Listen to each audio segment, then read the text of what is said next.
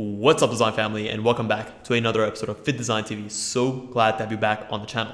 On today's episode, we'll be looking at two of the world's most common and widely used natural fibers. We'll specifically be looking at both cotton and wool.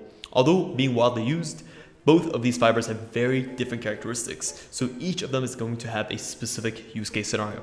On today's episode, we'll be giving you guys a comparison of both across a host of different categories. We'll cover everything from the origin of each of these different fibers all the way down to a price, breakdown, and analysis of each. So by the end of this episode, you should walk away with a much better understanding of how these two compare and contrast, and ultimately which of the two fibers is going to be the right choice for you in a specific use case scenario.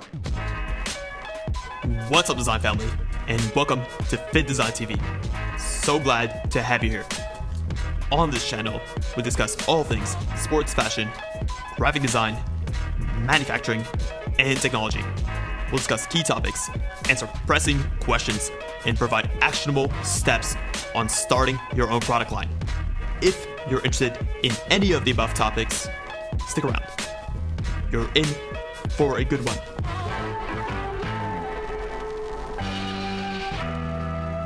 Getting right into the episode, we'll look at the origin of both of these different fibers. When it comes to cotton, it's quite simple. We obtain cotton from the cotton plant. We obtain cotton from the part of the cotton plant or the fluff of the cotton plant, and that is then used to create the fibers, which we can then spin into yarns, which we can turn into cotton textiles. When it comes to wool, wool is more of a family of different types of hairs.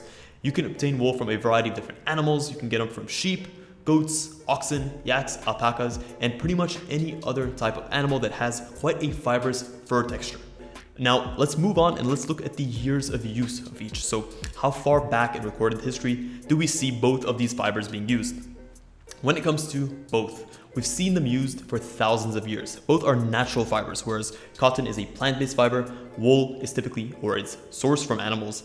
Both are extremely easy to source from the world around us with minimal mechanical extraction and virtually no chemical processes required to create and to produce both of these fibers. Next up, let's look at the insulation ability of each of these different types of fibers. When it comes to cotton, in general, cotton has a fairly good insulation ability, but it does depend in terms of the ways in which it's either knitted or woven, where weaves are going to have a much better insulation property than knits. On the other hand, with wool, in general, you just get a lot more insulation out of them, which means that wool items are able to retain heat and are able to keep you warmer in a much better context. So we typically see wool being used a lot on outerwear. Pretty much all suits, all good quality suits are going to be made out of wool, specifically because of their insulation ability. Next up, we have the texture of each. Cotton in general is extremely soft, smooth, and quite comfortable to wear on the skin, versus something like wool where, because there's so many different kinds out there, it's sort of a hit or miss. Generally, wool is soft, but it can be quite itchy depending on the variety that you're getting from. So how is it woven? What's the thickness of the wool? Where are you getting it from? Something that's a fine alpaca fur that is made to the highest standards by an Italian mill is going to be extremely soft, silky, and smooth. So you're not going to have that itchiness. But it does depend on the context. In general, cotton is going to be smoother, and you're just generally going to get cotton that's a lot less irritational on the skin when you're going off the rack. Next up, we have breathability. Cotton is extremely well known for being a breathable fiber, one that can be worn easily during these summer months, and in general, it's a kind of fiber that's so versatile in its approach and its appeal. Versus wool where, again, you do have breathability and you're going to get much more breathability than you do with synthetic fibers like nylon and polyester, but it does suffer when compared to cotton in that regard. Next up, we'll look at the versatility of each of these different types of fibers. Cotton in general can be widely used, and it's honestly a fiber that has so many different use case scenarios. It can be used on outerwear, it can be used on intimates, it can be used in a woven structure, it can be used in a knitted structure. Cotton is just in general a fiber that can take or can lend itself to too many or so many different use case scenarios. Versus wool, wool has a very specific characteristic.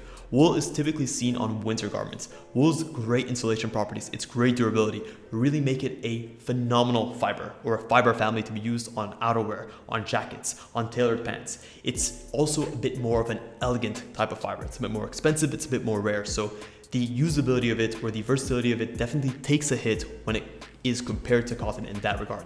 Moving on, we'll actually look at the differences in their performance with moisture.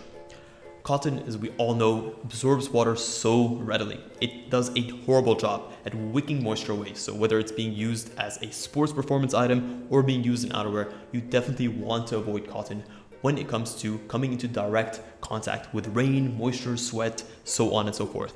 Wool, on the other hand, as we mentioned, is a great wintertime fabric, and part of that is because of its great moisture performance.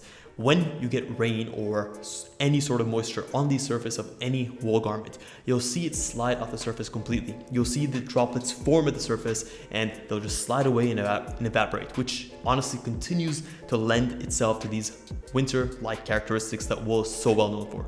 Next up, let's look at the care and attention required for both wool and cotton. Cotton is extremely flexible. You can pretty much hand wash cotton, you can wash it in the washing machine, you can dry it by hanging it, you can dry clean it, you can dry it in the dryer depending if it's pre-shrunk or not, and this just makes it such an easy fiber to incorporate into everyday garments. Versus wool. Wool is extremely delicate. When it comes to washing, you pretty much are only stuck with light hand washing depending on the type of garment, and I definitely would not recommend light hand washing something like a suit pant that's woven, it's made out of high quality wool, but you also would need to dry clean it. So when it comes to wool, you really are going to be stuck with expensive options that require your time and attention to make sure that you're taking care of your wool items consistently and appropriately. Now let's actually address the elephant in the room. What is the cost efficiency of each? Cotton in general, or cotton, obviously, because of its wide availability, is going to be a lot cheaper to use and produce than wool. There's a reason for this. Number one, cotton has or comes in a single variety. Yes, you get different grades of cotton, whether you're going for cotton or Pima cotton or Supima cotton, but in general, cotton is sourced from the cotton plant and you pretty much get what you get. Versus something like wool. Wool has so many different varieties. Wool can be sourced from cheaper animals and more widely available animals like sheep, but you can go all the way to cashmere, to alpaca. So you end up with so much on the spectrum when it comes to cost. Also, because wool tends to be used on finer items, the types of textile manufacturing methods that are used are going to be more high-end.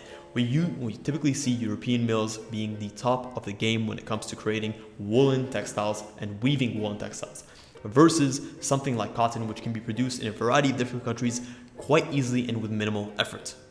To recap quickly, we looked at the differences between wool and cotton. Obviously, we've explained that there are a ton of different varieties of wool out there, but kind of to give you guys my recommendations of where I would personally use each. When it comes to cotton, I'm definitely sticking to lower price items. I'm sticking to jersey net items. I'm definitely sticking to items that are thinner, that are intended to be a bit more breathable, lightweight, but are not going to be put in scenarios where they're going to get wet or they're going to need to wick away moisture.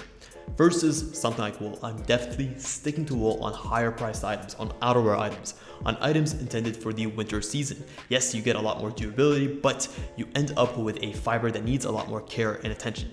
So each of these fibers has its own benefits and its own sort of things that draw you towards it. So take the information that I've provided, put it to use in a way that makes sense for you, and hopefully you guys enjoyed this episode. If you want to see others like it, please consider subscribing to this channel. We put out great content on a week-to-week basis, and it would mean the absolute world to us for you to join us along for the ride. Guys, thank you so much for tuning in to this episode of Fittdesign TV. Until next one, stay awesome.